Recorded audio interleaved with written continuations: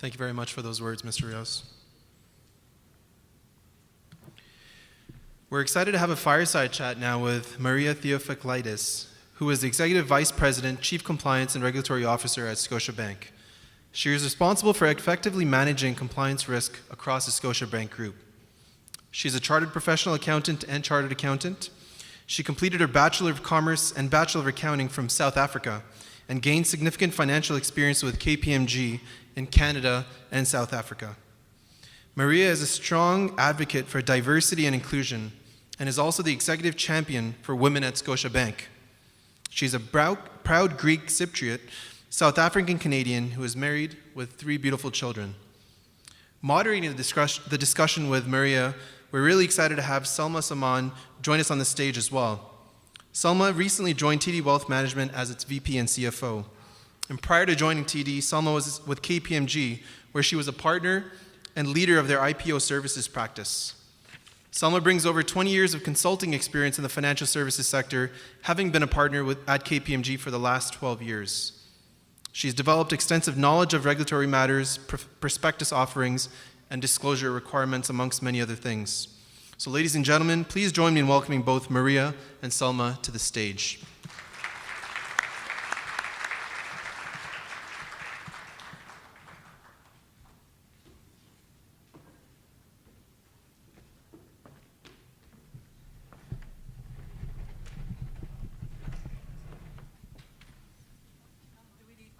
Do you have lapel mics?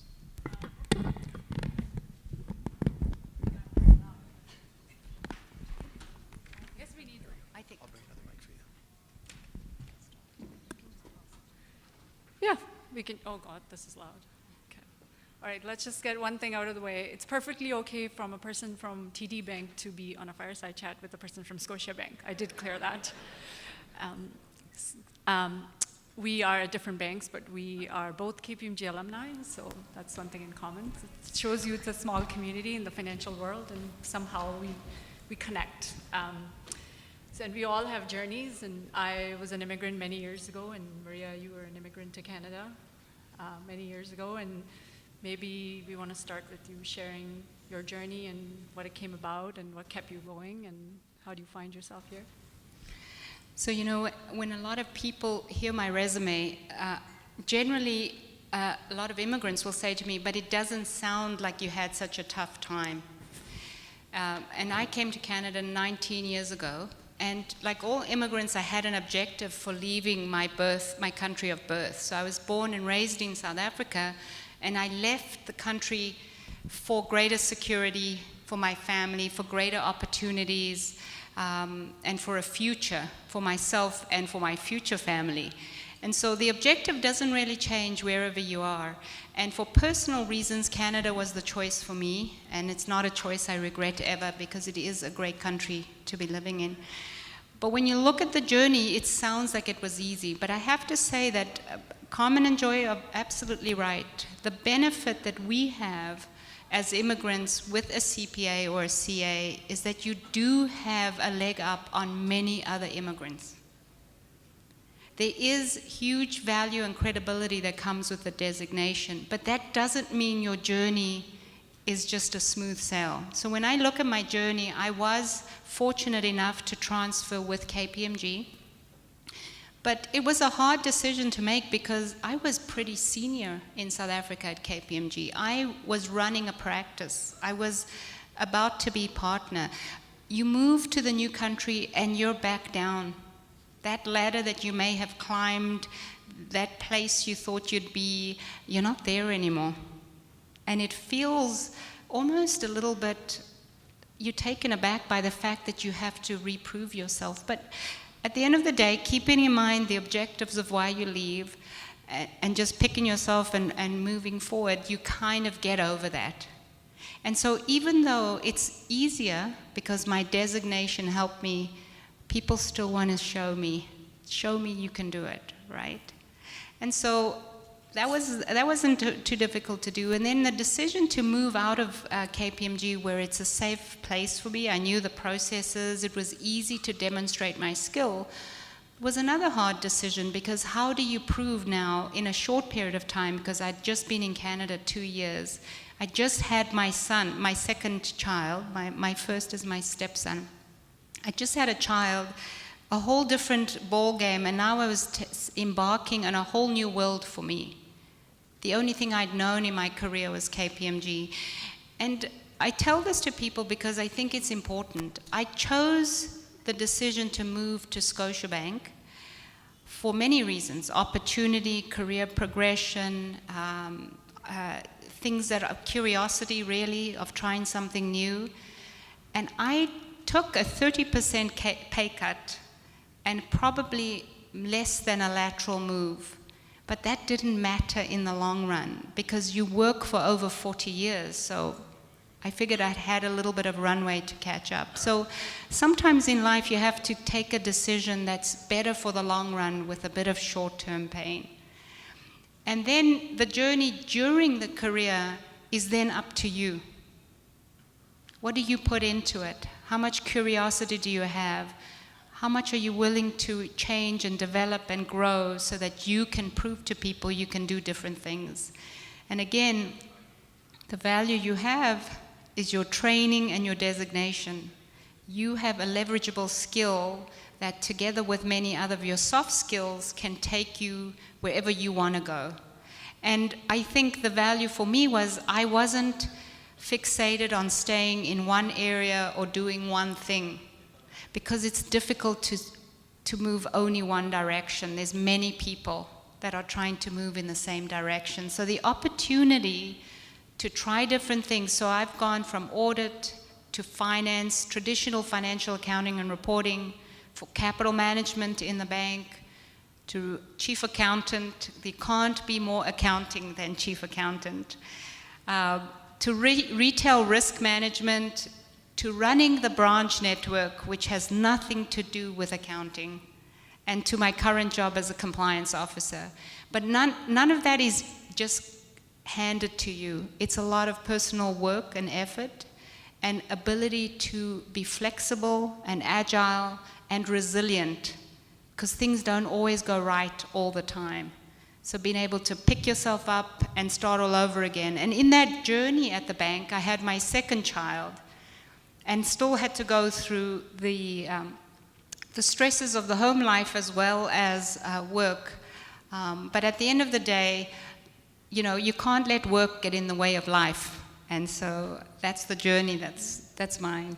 And we'll come back to that a little, just stepping back. Most of us, I think, can appreciate or relate to what it's like being a new immigrant, and you have to have a lot of patience and perseverance and faith and sometimes just prayer as you're trying to get foot in the door.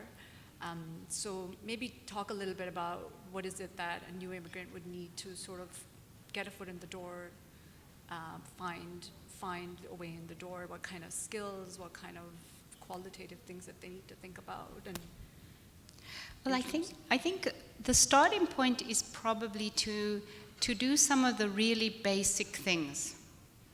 And it's a bit of cultural acclimatization, but it's more basic than that.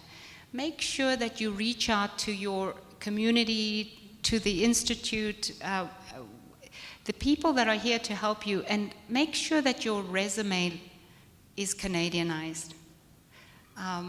Understand what it takes to apply for a job.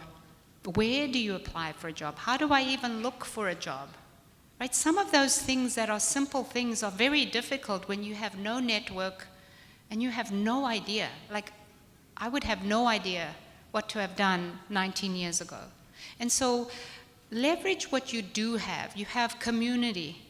You have people within the community who've been there, done that. Seek mentorship. It doesn't just happen by mistake, right? Understand, what does a Canadian interview process look like? So that you can understand the type of questions that people ask. I can tell you that every country will have its own route questions, right? And so really understanding, what do you focus on? I found also with a lot of immigrants, we always focus just on the designation or just on the letters after the name. But here in Canada, the skills are just as important. The experiences are just as important. And it's not about the title you had, but what you did and how you did it. So really getting yourself set up for success, and I think you need to be persistent. Like, try and try again and then keep trying. And so the notion that you have to send out hundreds of resumes, it's a foreign thing. Like, why can't I just try at a few different places and let them just automatically see I can do this job? And I think you have to be prepared to go wide and try and try and try. And I think the other side of it is be prepared to go sideways, to take a lower job, to do something that is similar to what you want to do, but not exactly what you want. Your skills gives you an opportunity. As a CPA, CA, you can do so much more than just one thing. That's the benefit of your education and your training. So don't only look for a financial reporting job. Understand where are they looking for finance and accounting skills, analytical skills, and you will find a whole different world of opportunities that will accept and use your skill set. So be open to doing different things, being open that your role, that, you know, the foot in the door role is not your end state. And it's okay if it isn't the same level or title as you had, because once you're in, it's you who will drive where you go from there, how you capitalize on those opportunities.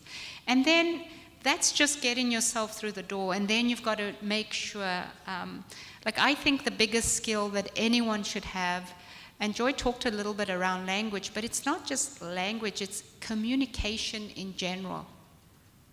And it doesn't matter that you have an accent if you have one, because there are a lot of immigrants who say, I don't think I can progress because I have an accent. That's not true, because there's people without an accent that cannot communicate.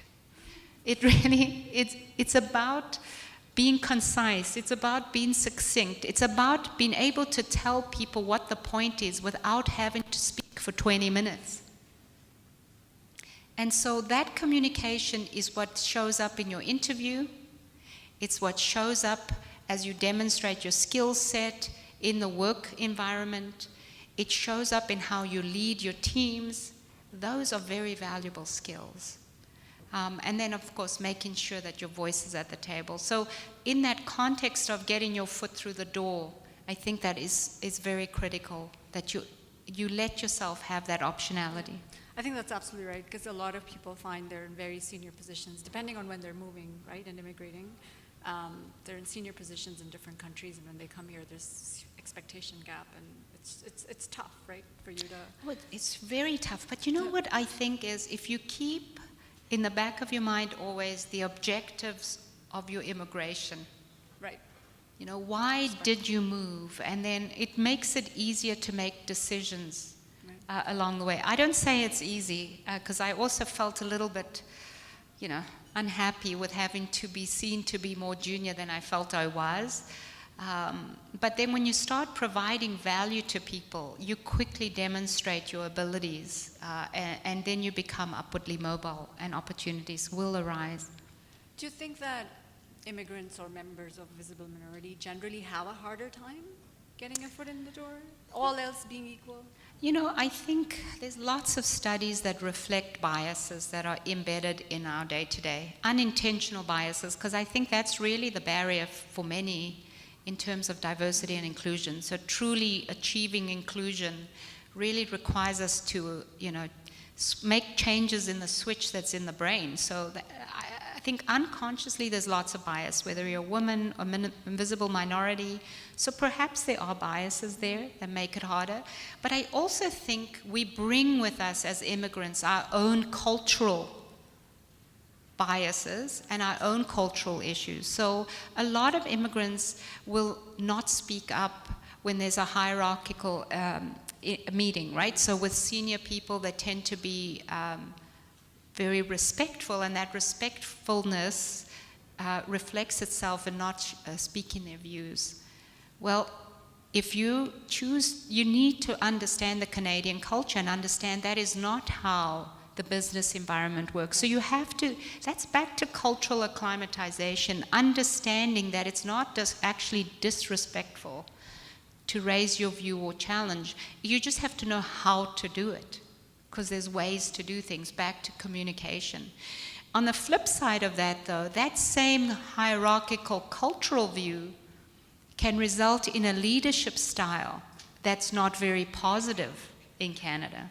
Because then when you're leading a team, you're the leader, and your expectations are then a different management style for your team. And that's not very helpful for you either, because the Canadian work environment is much more collaborative, less hierarchical, less kind of command and control in nature. So, you know, to one extent, you don't do yourself a favor with your leaders. To the other extent, you don't do yourself a favor with your team. So you have to adjust.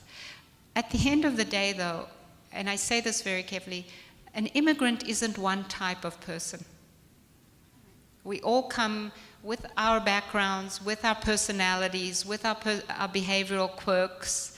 So self-awareness is very critical for that. And this is where, again, you can use your community and your support network to kind of remind you of things that maybe you're not as aware of when you're dealing with things. So I do think there are biases, but I don't think they're insurmountable. And a lot of the time, it's our own perceptions that drive a behavior that could be detrimental to us. And I have to say one more point, because I do think that for immigrants, for women, I do think that the cultural roles, and I don't necessarily speak for this team, but generally for immigrants, cultural expectations and role expectations outside of the workforce are what really impacts immigrant women way more than the biases just in the workplace. So I mean, women tend to have the biases similar to visible minorities. So you add the bias of women to the visible minority bias, and so it's a little bit worse. Right. And then you add that to the other cultural expectations and role expectations out of the workplace. It makes it very hard for immigrant women in many cases to get the job they want and to get the support they want to be successful, because when you move to Canada, you don't always have that huge support network, that village that could bring up the children, the help that would help with the household and other things. I spoke to someone today, actually, and I think Salma shared that with me, but she said she cried for the first 2 years when she moved here from India, because she had to clean the house and it was a cultural shock. She had never washed dishes or cooked in her life. So I had to do that. Yesterday we talked about cleaning the bathroom. But that's cleaning okay. the bathroom is Salma's story. So I think those things impact how you are when you have to go to work and what you can do at work. So the reality is, Salma and I were both lucky, I think, to have partners who were supportive, who help you in the process, but sometimes we need to also look at societal and cultural norms in Canada to assist in that process. And I think it's just what we talked about, what advice, I guess, what we give to women and maybe the infrastructure that supports them, right? Like, I think if you want to talk a little bit about what is it that's needed for women who are looking to advance in leadership, in their career. We always talked about having sort of an infrastructure or a support system around them, right? Yeah, because it's very important for them. I mean, they may be ambitious, but if there's multiple responsibilities, it's hard. It's absolutely hard, and the more junior you are and the less money you are, the even more difficult it is, right? So that's why its starting point is your spouse, so your partner. You need to build a village around you. Yes. So you don't have family, but you can create friends. You have a community that you can work with. You can find solutions where you need to. My sister immigrated to the UK, and she has no family at all, neither her or her husband, but she has neighbors that are closer than her sisters, than we are, because she's built that community. So build a support network, and you know what? It isn't one size fits all. Exactly. So, for me, my husband and I, it was daycares. For others, it's family, it's friends, it's the community, it could be a nanny, it doesn't really matter, but find the way to support you through the process, as long as you have the will. I think it's important. And the other thing is be confident, because once again, irrespective of gender, irrespective of background, you have a designation, you have an experience, you have experience that is valuable, that is valued, and you can demonstrate that skill set wherever you are. So I think that for women, some of those immigrant pitfalls get amplified, unfortunately, through perceptions. Do you think biases still exist in the corporate culture? And maybe is it different? Do you find it different today than it was when you were a new immigrant? And what advice would you give to people to counter those? You know, I think we've come a long way since even I immigrated. So the 19 years ago, when I first immigrated, and I would look at resumes, and being an immigrant and knowing the value of designation or experience, I never thought about, oh, is this person Canadian or not Canadian? And I remember my bosses at the time were very fixated around, well, do they have Canadian experience? And I would tell you that no one says that anymore. The world is a global recruiting pool. People have started to be more focused around the basic skill sets than they were 20 years ago, for sure. And like TD, Scotiabank, and almost all organizations are very focused around diversity and inclusion. The benefits of diversity are huge. And so nowadays, people go and recruit from external, because they're looking for skill sets. So I definitely think the corporate culture has changed. I think we still have those kind of biases, but not specific to certain things anymore. And absolutely way more openness around where your experience was gained. It's more about what you know than where you learned that. Just one thing I think we didn't talk about is maybe the importance of mentors and support that you have within the community, within your firm, within your place of work, and how it helps you get ahead. Maybe if you want to touch on that before we end. Yeah, I think that, you need to accept that your journey is not your own, that sometimes you do need to have an objective voice, a sounding board that can help you navigate. And so for me, I see a mentor as your GPS. They don't actually make decisions for you. And they don't actually have to be a sponsor for you. But what they do is they're there to guide you along the way, to challenge you when you have a perspective, to help you when you need help. So when you have a community like this, you're very lucky, because you have a whole pool of people that can be a mentor. Because most people struggle to find mentors. Because to be a mentor, you need a relationship with someone, right? Someone you trust, who's looking out for your best interests, and there has no hidden agenda in the process. And the value of chapters like this is the giving back, the focus on helping other people through a journey they've been through. Been there, done that is a huge help for people. So take advantage of the support that you have in your community. But seek out those mentors, those people that can challenge you along the way. And I loved what you said about you've got to keep learning and relearn. And sometimes your mentors will have to remind you of the things that you need to adjust and the things you need to do so that you can move forward. So I absolutely agree with that. And sometimes that is a little bit of just asking for help. Yes. Right? It's hard sometimes to ask for help when you've always been self-sufficient and knew what you had to do. So it's hugely valuable. Any closing thoughts you have? I think we're just out of time. I think we heard keep your I confidence. always talk too loud. I think that challenge your own assumptions about how people perceive you, because sometimes we are our own worst enemies in how we project, because we project on others what our thoughts are. So challenge your own self. Be confident in your designation and your skill set, because you are much more fortunate than many other immigrants, because you've got a leg up with that designation and that experience. And please work on the communication, get help if you need to, but it is the most fundamental thing that will drive your success in your career. And I think the last thing I will say is continuous learning.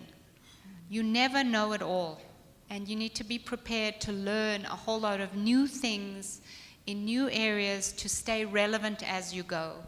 Because even if you've been in the industry 30 years and been there, done that, the world is changing around us. So continuous learning is hugely necessary for you to stay relevant for the future and for your team, because you need to bring them with you as you go through life. Great. Thank you. Thank you for your time. having me. Okay.